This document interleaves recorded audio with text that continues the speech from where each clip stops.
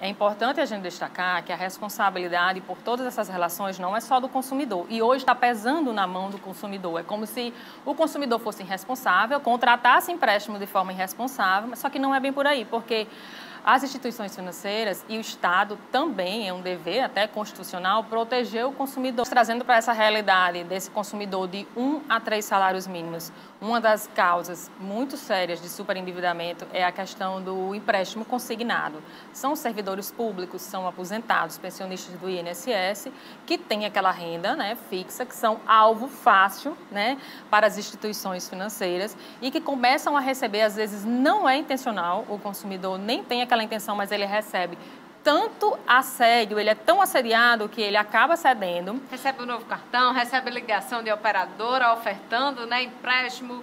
Desesperadamente. E aí que começa, ele cede, a tentação faz o primeiro empréstimo. Então, assim, a gente, né, os defensores, os consumeristas costumam, a gente observa que as instituições financeiras, elas não oportunizam ao consumidor essa aquisição do crédito de forma consciente. Por qual motivo?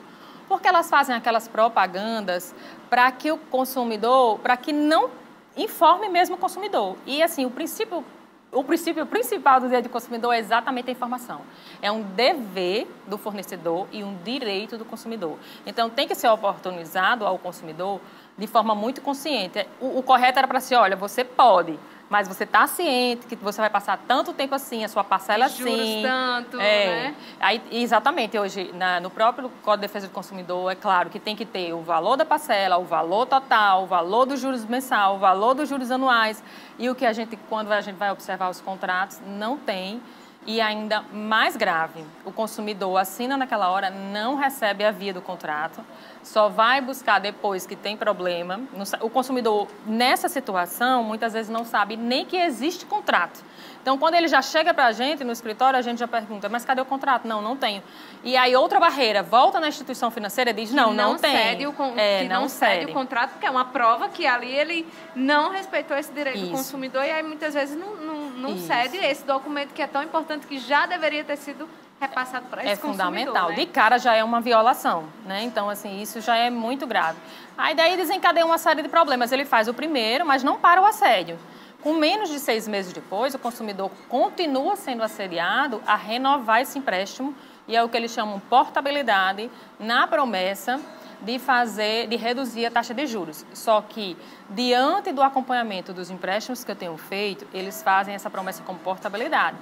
A portabilidade correta deveria ser só portar o débito e a parcela reduzir, tanto a parcela quanto o valor total. Mas, na prática, não é o que está acontecendo. Eles portam o débito, compram por uma taxa menor, mas eles já na hora renegociam, ou seja, já concedem um novo valor. É um empréstimo eterno. Eu tenho casos de clientes que têm 16 empréstimos e chegou ao ponto de comprometer 100% da renda. E aí todo mundo pergunta, como assim se a lei diz que é só 30%? Violação a mais um direito do consumidor. Pois é, são diversas as violações que a gente encontra nesse dia a dia desse direito do consumidor. E o que é que prevê, então, esse projeto de lei 3515? Pronto, esse projeto de lei, as principais alterações são exatamente penalizar as instituições financeiras, porque hoje é sem regulação. Tem as regulações mínimas, mas elas funcionam da forma como querem. Elas assediam, elas concedem o crédito da forma como querem. É uma das coisas, um dos itens principais. O outro é exatamente a obrigatoriedade de conceder esse crédito de forma responsável. O que seria isso? Fazendo a análise, o dever de casa que é, vamos analisar aqui esse consumidor.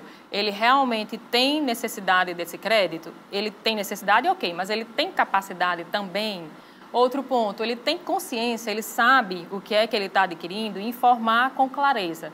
Também é uma das alterações. E a principal alteração, que essa é que todo mundo espera, é exatamente que nesse projeto de lei prevê a recuperação do devedor superendividado. Como seria isso? As empresas hoje, elas contam com esse instituto de recuperação, tá? Com dificuldade, com uma grande dificuldade, não é qualquer dificuldade, tá, gente? Então, elas entram, né, pedem ao Poder Judiciário que autorizem aí por um período essas dívidas, elas são renegociadas, são suspensas por um período até que a empresa encontre aquela saída e um equilíbrio, demonstre um planejamento de pagamento. Então, da mesma forma, a previsão é que seja feita com o consumidor. Hoje tem consumidor que não tem previsão nem em 10 anos conseguir honrar seus compromissos. Então, o projeto de lei prevê o quê? Apoiar esse consumidor, com o apoio exatamente do próprio judiciário, uma coisa regulamentada, receber, ter um núcleo de apoio, porque hoje já existe, mesmo sem o projeto, sem ser lei, existem estados e tribunais de justiça que estão fazendo mesmo, de forma, porque tiveram a iniciativa e é um projeto muito legal, então eles recebem entrevista, e foi daí que surgiu essa pesquisa. Entrevista o consumidor para identificar todo o perfil do consumidor. Então, são essas principais mudanças, a questão da previsão da recuperação, a questão da proteção, a questão da penalidade também.